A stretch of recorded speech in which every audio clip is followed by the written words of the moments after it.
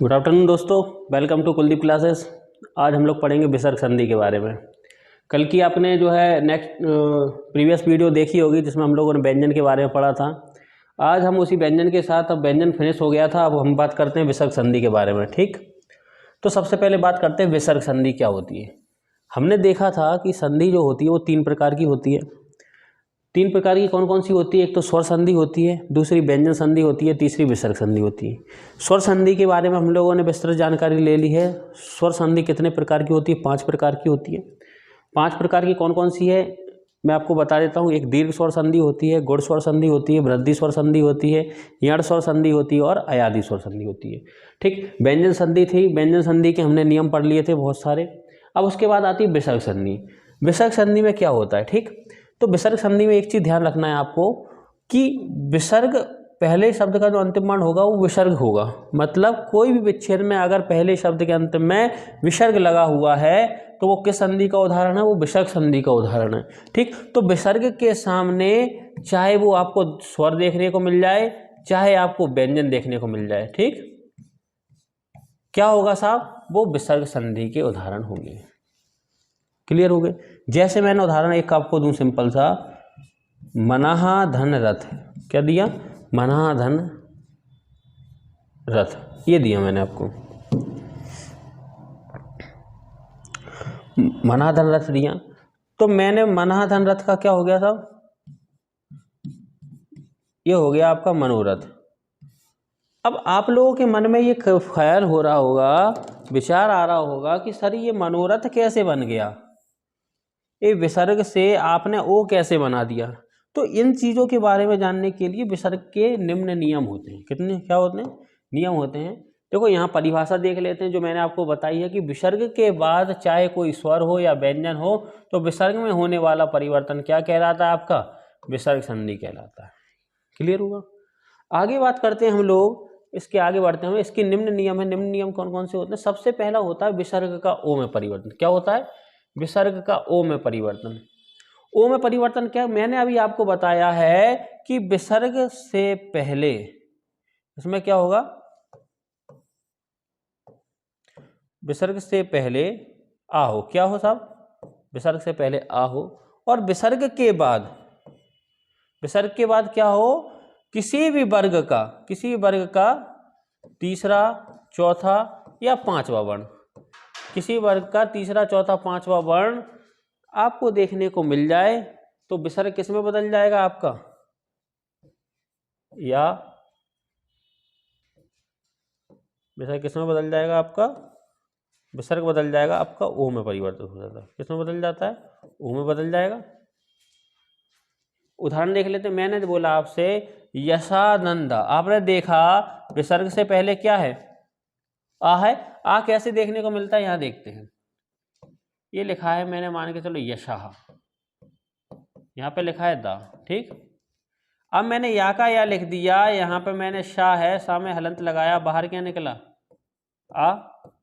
और यहाँ पे क्या है? यहाँ पे है विसर्ग। ठीक, और यहाँ पे क्या है? आपको दा देखने को मिलेगा। विसर्ग से पहले आ है और विसर्ग के बाद क्या है? वर्ग का तीसरा वर्ण है। विसर्ग किस में बदलेगा? ओ में। तो ये क्या हो गया? या का या, सा का सा, हलंत वाला ओ की मात्रा चढ़ गई तो ओ, दा का दा, क्या हो गया? यशोदा। क्लियर? ये हो गया ऐसे। ऐसे ही मनोज का हो जाएगा। मनोज का क्या हो जाएगा? मनाहा धन जा, ये लिखा हुआ है, आपको देखने को मिल रहा है। विसर्ग से पहले आ दिख रहा है, यहाँ जाए तो क्या होगा? मनोज हो जाएगा। ये लिखा है। क्लियर? और उदाहरण देखने को मिल जाता है आपको। मान के चलो मैंने कहा आपसे ये मनोरथ आपको लिखाया था, मनाहा धन रथ। अब आप देख रहे होगे कि मनोरथ में तो सर यहाँ पे विसर्ग के बाद रहा है। तो अब एक चीज ध्यान रखना कि वर्ग के तीसरा, चौथा, पांचवा वर्ण या अंतस्थ व्यंजन। अंतस्थ व्यंजन कौन से होते हैं? या होता है, रा होता है, ला होता है, वा होता है। ठीक, और हा भी होता है। क्या होता है? हा भी होता है। तो अगर इन सब वर्णों को देख लिया जाए तो विसर्ग किस में बदले? ओ में। मनोरथ हो जाएगा।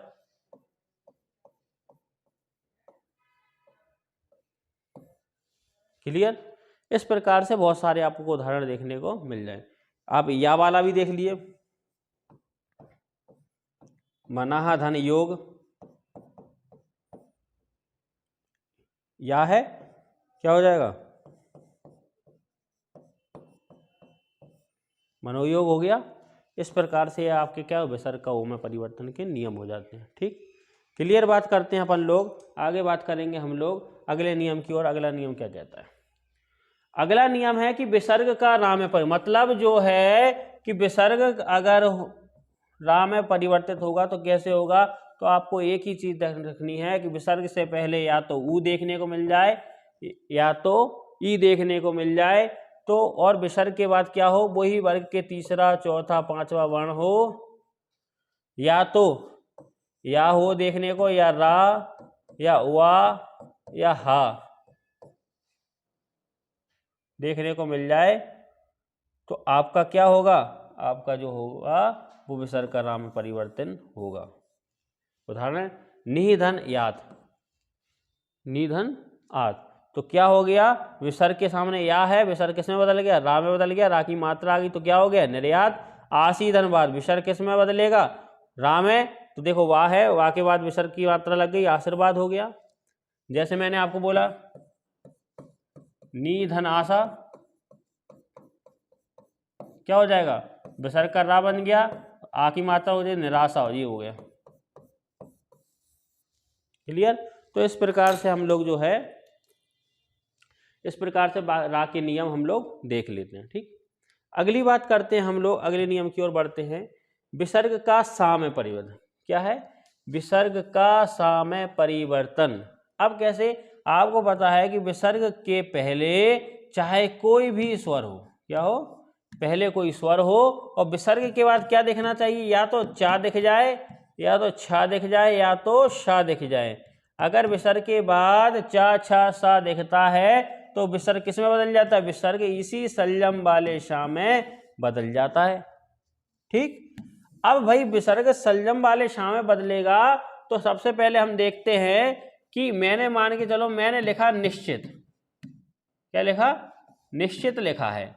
अब निश्चित शब्द आप कहोगे सर विच्छेद कैसे करूं, तो मैंने बोला निधन चित, ये क्या बना, इसका विच्छेद। अब ऐसा देखिएगा, विसर्ग से पहले क्या दिख रहा है आपको, ई, ई कैसे दिखा कि जब ना में मैंने हलंत लगाया बाहर क्या निकला, ई है, और यहाँ पे जो है विसर्ग था, विसर्ग के बाद क्या था, चा था, ये तो विसर्ग से पहले ई आया, विसर्ग के बाद ची आया, मतलब ची मतलब चा, तो विसर्ग किस में बदलेगा, शा में, तो भाई वही बन गया आपका जो बना है निश्चित। दूसरा उदाहरण और देख लो, जैसे मैं छा वाला देखूं, मैंने बोला निधन छल, निधन छल, ये है जो छल। आप विसर्ग के बाद छा है तो विसर्ग किस में बदलेगा, डायरेक्टली लिख दो भाई साहब, सा में बदलेगा तो निश्चल हो गया। क्लियर। जैसे मैंने बोला, मान के चलो ऊ वाला भी देख लो, दुधन शासन, क्या हो जाएगा, दुशासन।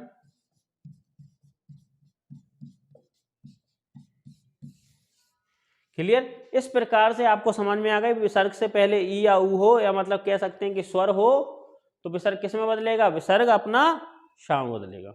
अगला नियम, अगले नियम की बात करते हैं, विसर्ग का सा में परिवर्तन। विसर्ग का सा कौन सा है भाई साहब, ये षटकोण वाला सा है, तो सीधी सी बात कह सकते हैं कि विसर्ग से पहले ई या ऊ हो और बाद में क्या दिख जाए, बाद में आपको का मिल जाए, या तो खा मिल जाए, या तो टा मिल जाए,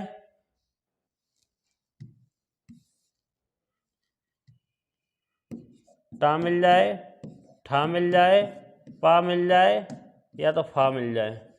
विसर्ग किस में बदलेगा, विसर्ग आपके षटकोण वाले सा में बदलेगा। कैसे, अभी देखो निधन फल, विसर्ग के बाद फा है तो विसर्ग किस में बदला, षटकोण वाले सा में। हमेशा ये ध्यान रखना, व्यंजन की पहचान ही हलंत होती है, और कोई भी वर्ण में परिवर्तन होता है तो वो किस में बदलता है, वो हलंत वाले वर्ण में बदलता है। ठीक, हलंत वाले वर्ण में। दूसरा उदाहरण देते हैं, जैसे मैं आपको बोलूं धनु धन टंकार, धनु धन टंकार। अब आपने देखा कि विसर्ग से पहले छोटा ऊ दिख रहा है, वो भी स्वर है, विसर्ग के बाद टा है, तो विसर्ग किस में बदलेगा, षटकोण वाले सा में।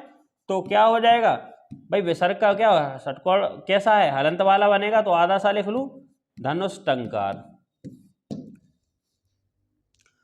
ठाठरिया वाला देखिए, मैं पा वाला देखूं, नी धन पाप, क्या हो जाएगा? नी धन पाप, तो क्या हो जाएगा इसका? निष्पाप। निष्पाप। निष्ठुर वाला ये देख लीजिए, ठा वाला, नी के सामने मैंने ठुर लगा दिया, ये विसर्ग है, विसर्ग के बाद ठा दिख रहा है, तो विसर्ग से पहले स्वर है, तो विसर्ग किसमें बदल गया? सा में, तो क्या होगा? निष्ठुर। का वाला देख लीजिए, आप कहोगे सर का वाला हमें बताया ही नहीं है, तो निहि धन कलंक, निहि धन कलंक, तो आपको बता दूं क्या बन जाएगा? निष्कलंक। क्या हो जाएगा? निष्कलंक। लो साहब, एक उदाहरण, दो उदाहरण, तीन उदाहरण, चार उदाहरण आपको देखने को मिल गए। क्लियर? अगली बात करते हैं, अगले नियम की ओर बढ़ते हैं। अगला नियम आता है कौन सा? विसर्ग का लोप होना। अब भाई विसर्ग का लोप होना मतलब क्या? लोप का मतलब होता है छिप जाना। तो सीधी सी बात ये ध्यान रखें कि विसर्ग से पहले आ के बाद में आ से कोई भिन्न स्वर हो, या इससे पहले विसर्ग से पहले क्या हो? विसर्ग से पहले क्या दिखना चाहिए? या तो आ हो, और विसर्ग के बाद क्या होना चाहिए? आ नहीं होना चाहिए, बाकी कोई भी स्वर हो। आ को छोड़ के कोई भी स्वर आता है तो विसर्ग का क्या हो जाता है? लोप हो जाता है। क्या हो जाता है? लोप। जैसे मैंने बोला, मान के चलो ये लिखा हुआ है तपाह धन उत्तम। क्या लिखा है? तपाह धन उत्तम। तो विसर्ग के पहले आ है, विसर्ग के बाद ऊ है, तो विसर्ग का क्या होगा? लोप होगा। क्या हो जाएगा? डायरेक्ट लिख देंगे तप उत्तम। क्लियर? दूसरा उदाहरण देख लो, मैंने बोला अतः धन एव। क्या? अतः धन एव, तो विसर्ग के बाद ए है, स्वर है, अन्य स्वर है आ से, तो क्या हो जाए? अतएव। क्लियर? ठीक, ये हो गया विसर्ग का लोप होना। अगला नियम देखते हैं क्या है। अगला नियम होता है विसर्ग का लोप होना और पूर्व स्वर का दीर्घ होना। भाई इसका मतलब क्या है? अब एक चीज ध्यान रखना है कि विसर्ग से पहले क्या हो? छोटी ई हो। क्या हो? विसर्ग से पहले छोटी ई हो, और विसर्ग के बाद क्या होना चाहिए? रा।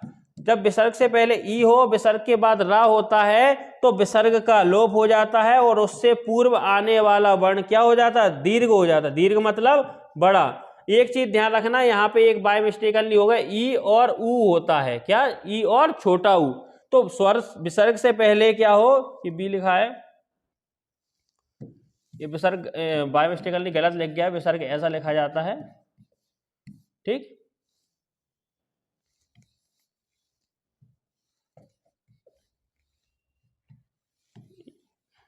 देख लेते हैं मतलब।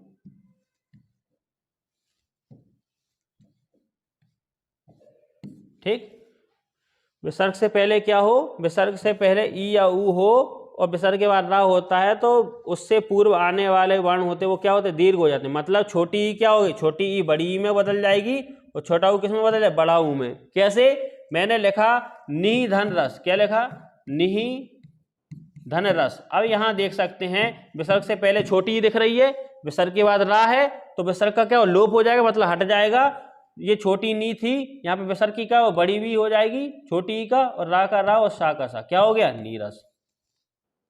छोटा ऊ वाला देख ले, मैंने लिखा जैसे आपसे दुहु धन राज, दू धन राज, विसर्ग के पहले छोटा ऊ है, यहाँ पर रा है, तो विसर्ग का क्या हो? लोप हो जाएगा, और छोटा ऊ लोगों ने देखा था कि विसर्ग से पहले छोटा ऊ हो और विसर्ग के बाद क्या हो? रा हो, तो विसर्ग का इसमें होता है लोप हो जाता है, और छोटा ऊ किसमें हो जाएगा? बड़ा ऊ में।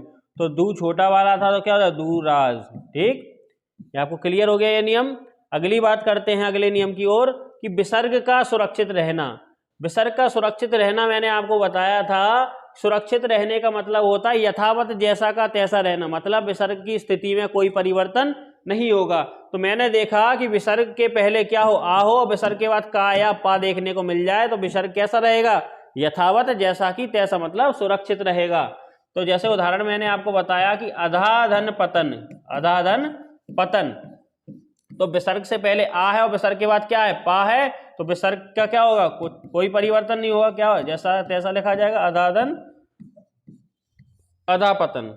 दूसरा उदाहरण आपने देखा होगा,